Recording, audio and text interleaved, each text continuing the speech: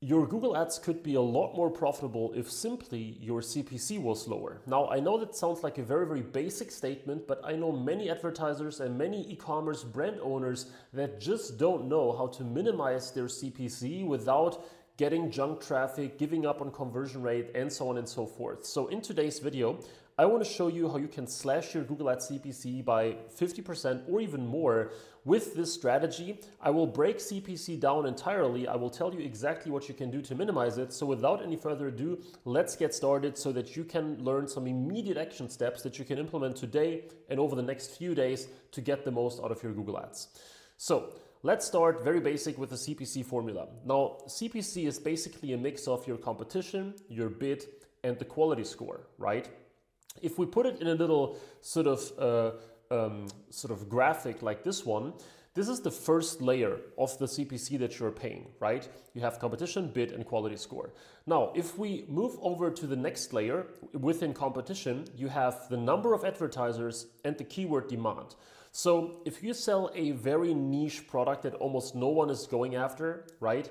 You basically have little competition, obviously, and this will automatically reduce the CPC that you're paying regardless of what your bid is more or less and what your quality score is, right? So if you are in a tiny niche, that's all not too important. Whereas in an example like this one, like supplements, we work with a ton of supplement clients, high budgets, low budgets, all across the board. If you type in something like buy supplements or vitamin D or melatonin or you name it, you always have, or most of the time, have at least 2, if not 3 or 4 search ads right there.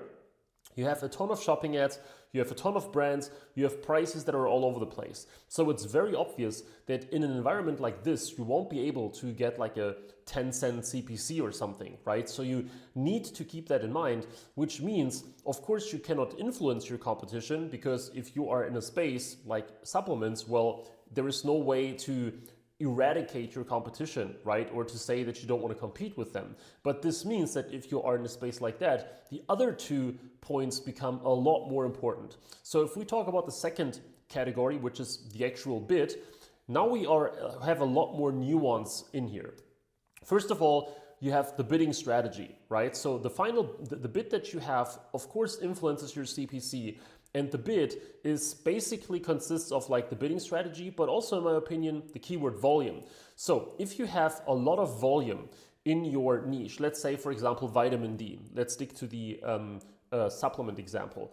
There are hundreds of thousands, millions of search queries for vitamin D and vitamin D related queries. So if that is the case, what you can do is you can usually get away with fairly low bids, right? So if you think about it, let's say if you have, we have a little graph right here and the demand for something is really growing. You have a ton of search queries. Let's say you have like 1 million search queries a month at some point. Now, if you only want to go for like the floor, right? You only want to go for like the top 10% of low-hanging fruits, the easiest conversions, etc., you can sometimes get away with very low bids. So if you want to basically, let's get this going here again. If you want to capture all of these people, yeah, beautiful drawing skills right there.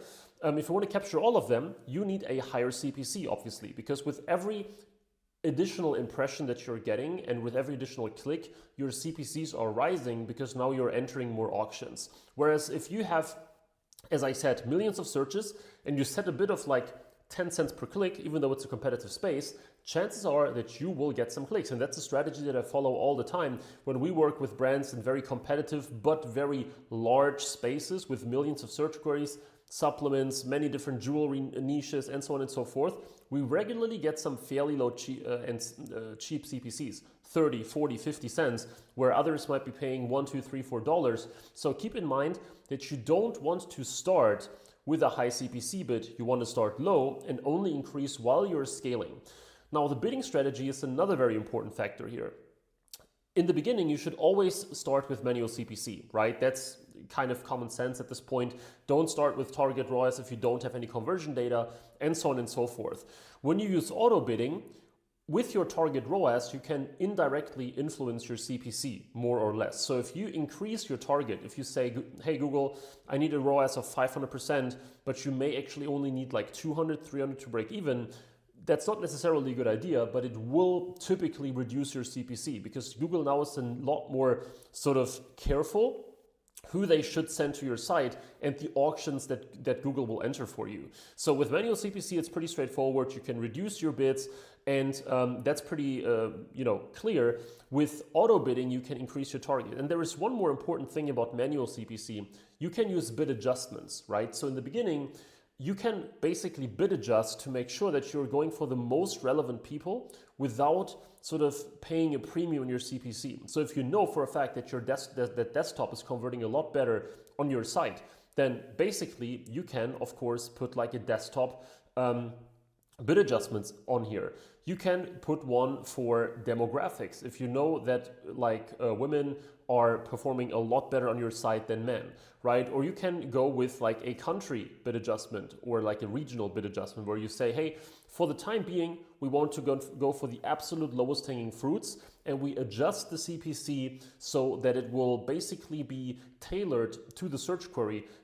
The moment that you use auto bidding, target ROAS, etc., this won't work anymore. Now, if you need some more sort of inspiration, we talk about the last step in a second, for what you can do to optimize and to get more performance out of everything that you do within Google Ads, make sure to check the link in the description to my 30-day quick wins blueprint, a free Google sheet with a ton of action items where you can basically implement them right away for all shapes and sizes of brands. So you can just get it, takes 10 seconds, you can open it, and you will get some new ideas and inspirations for things that you can adjust and change right away. And let's move on to the third and biggest point of all of those, and that is the quality score. Now, we have a lot of things here, and I want to just talk through some of them. So the quality score is basically a mix of the expected click-through rate, the ad relevance, and the landing page experience of your ad. Now, it doesn't show directly for shopping ads, but shopping still uses like a quality score, right? For shopping ads, still your click-through rate matters. For shopping ads, still your landing page experience matters. So while it doesn't show, it is still important. If we talk about let's start with the landing page experience actually. So Google gives you credit and rewards you with cheaper CPCs and more visibility if your landing page experience is good. Meaning you have optimized product pages, you have a high page speed, you have very relevant product pages, right? Where ideally you kind of repeat some of the keywords that people were using and the ad copy that people were seeing. So with all of our clients at this point, or almost all of them, we are directly involved in optimizing their landing pages. We give them strategic inputs. We tell them, hey, based on what we're selling here, based on these top 10 products that we are selling, here is how you should modify the product pages. Here is a bridge page that we may want to use. Here is some tutorials that we should design. Sometimes we even implement them directly, but normally we give them like strategic guidance, send them Loom videos. Here is what you should probably do.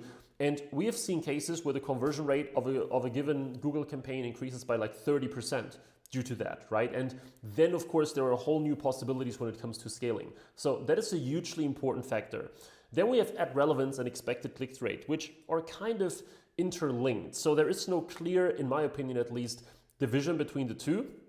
But you have ad relevance, where Google rewards you with, as the name suggests, an ad that is relevant to the user's search query. So in other words, I put it here as keyword ad fit. So if I'm searching for, again, vitamin D and I see an ad of like buy supplements online, it's relevant, but it's not as relevant as possible, right? If you say something like buy vitamin D, 2,000 international units, whatever it might be, 60-day supply, and so on and so forth, that is probably going to be more relevant. And same goes for the expected click-through rate. So what is very important here with expected click-through rate is that you need to come up with great copy with the maximum click-through rate possible that engages people without giving up relevance. So I see this all the time, that people come up with something sensational and they get like very high click-through rates, but because they were using sensational language, like people were clicking out of curiosity or because they, you just caught their attention, but they were not relevant. So you have to pre-qualify with your ad copy. And at the same time, of course, you have to select the right keywords. With phrase and exact match, that's a lot easier to do because you know exactly who will be clicking on those things. With broad match, it's more difficult, but broad match is still a very, very useful match type, especially when scaling. But here with expected click-through rate, as I said, the important point is that you need good ad copy for engagement and you want to strike the balance between good copy for engagement and relevance, in other words, pre-qualification, right? You want to tell people what they can expect, be very transparent about it, ideally scare some people away that are not a good fit for your store, for what you sell, because in the end, I argue it is better to get a high conversion rate with fewer clicks than vice versa, because this will make your ads, of course, a lot more profitable. So, for example, we have an ad right there, well, 2 ads, tiny little bit of clicks, only 200 clicks within, I think, 1 or 2 days it was, but we were experimenting with something, and I can tell you that the CPC in this example went down from about €2.70, which is close to $3, only a little bit more than that, like $2.80 in dollars or something, to 85 cents, just because we managed to get a huge boost in click-through rate. So on this one ad, 13%, the other one, no statistical significance here, only 17 impressions, but still 35%. Previously, we were sitting at a much, much lower number than that. So if you manage to optimize this properly, and here's another important, I don't want to call it trick because it's pretty straightforward, but basically something to keep in mind. Don't always use all of Google's 15 headlines and 4 descriptions, right? So when you look at these responsive search ads, which you cannot see right now because they are blurred, but basically we have been using like 8 headlines and 2 descriptions. And we have been using 8 and 2 in each of these, so that we are basically testing 2 different angles. We have an actual A/B test going on. You cannot do this exactly 50-50, as you can see here with 200 clicks and 6, but in the past, the other ad had actually more traffic than what you see right there. And the idea behind that is that I'm testing, or that we are testing, entire angles when it comes to, okay, benefits versus features, feature A versus feature B, promotional language versus more dry, specific descriptive language, okay? Because that is how you can make a huge difference in CTR. This is a kind of bad example because of those 6 clicks. I just picked it because I was literally just working with this account, thought it was a good example right there. But there are cases where we see like 10 versus 6%, which with massive statistical significance, like hundreds or even thousands of clicks. Of course, you shouldn't let it run for too long, because if there is a clear winner like that, you should obviously proceed with the winner and run like a new test. So extremely important.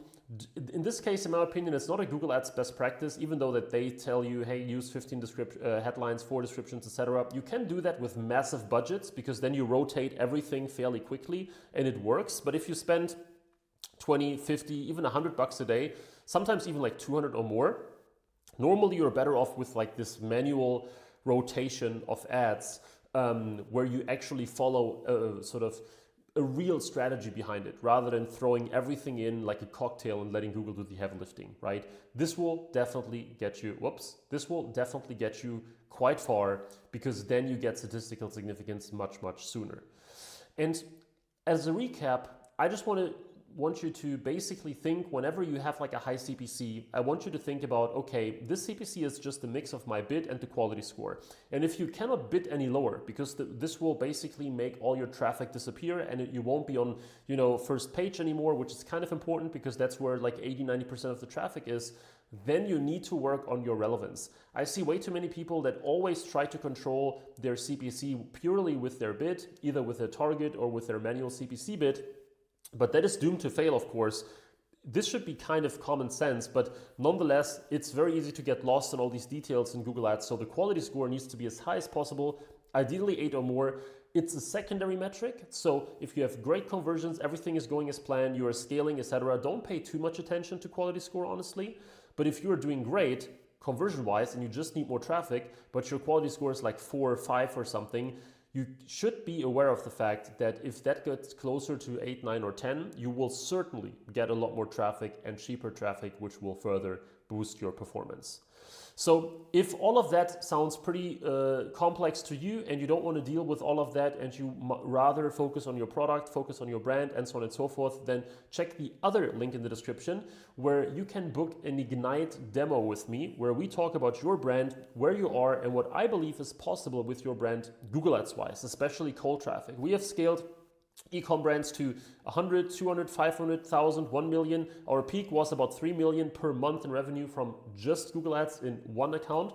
So if you have an e-com brand ideally making more than $1 million a year in combined revenue across all channels, this is exactly for you. We have no long-term commitments. We do all the heavy lifting for you, all the technical aspect, work on all ends, and so on and so forth. No account managers, all very personal with our very, very small boutique team. If that sounds good, check the link in the description for a short, easy, actionable Ignite demo. With that being said, thank you very much for watching. Hope you enjoyed this video. Please leave a like, please subscribe for more Google Ads and performance marketing content, and I look forward to see you in the next video again. Thank you very much, and bye-bye.